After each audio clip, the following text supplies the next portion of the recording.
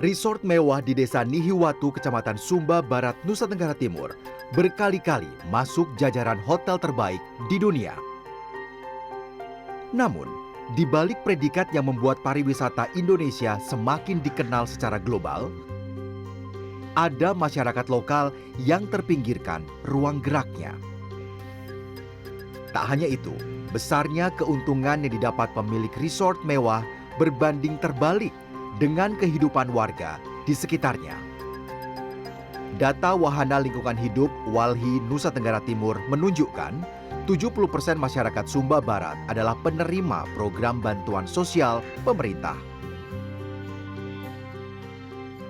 Sementara, data Badan Pusat Statistik Nusa Tenggara Timur tahun 2024 mencatat persentase kemiskinan di Pulau Sumba yang terdiri dari 4 kabupaten dengan bentang alam eksotis ini berkisar di angka 26 sampai 30%.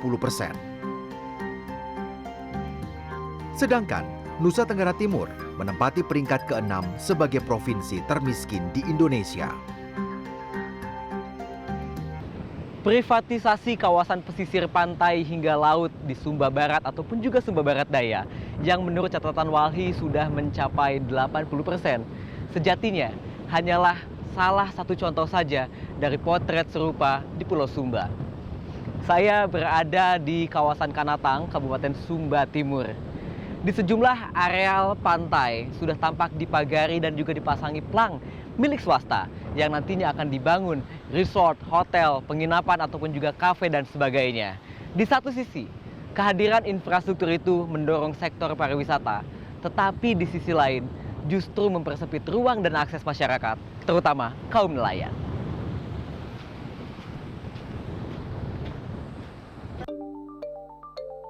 Sementara di pesisir utara kota Waingapu, Kabupaten Sumba Timur, salah satu pantai jadi tempat privat. Tidak sembarang orang bisa masuk ke pantai yang seharusnya menjadi area publik. Tak hanya dikuasai pihak swasta, sejumlah nelayan bercerita kerap kesulitan saat mencari ikan karena ada kawasan pesisir hingga lautnya diklaim milik individu warga negara asing. Boleh kan ada beli tanah situ, cuma vilanya ada. Pas kita merapat mau mencari di situ, bolehnya langsung samparin datang. Ah, kamu jauh, ini lokasi saya katanya. Ini saya sudah beli katanya laut itu. Makanya kita bilang, Pak, masa laut semuanya dibeli? Kita kan cuma mencari doang. Masa diusir? Ini kan kita anak tanah, anak Sumba, kita bilang. Itu, sampai saya bilang, Pak, apapun yang terjadi kami tetap mencari, kita bilang. Wah, malah dia datang lagi tiap kali kita mencari di situ, datang lagi. Dia sendiri atau bawa orang lain? Ya, ada orang lain, ada temannya. Maksudnya dia bawa aparat atau apa? Saya tidak kenal yang dia bawa. Pokoknya pakai pakaian reman. Kalau merasa terganggu juga. Karena Sebelum ada villa itu memang daerah lokasi tangkapan? iya, lokasi tangkapan tapi lokasi tangkapan. Cuman setelah ada itu kita kena larang di situ.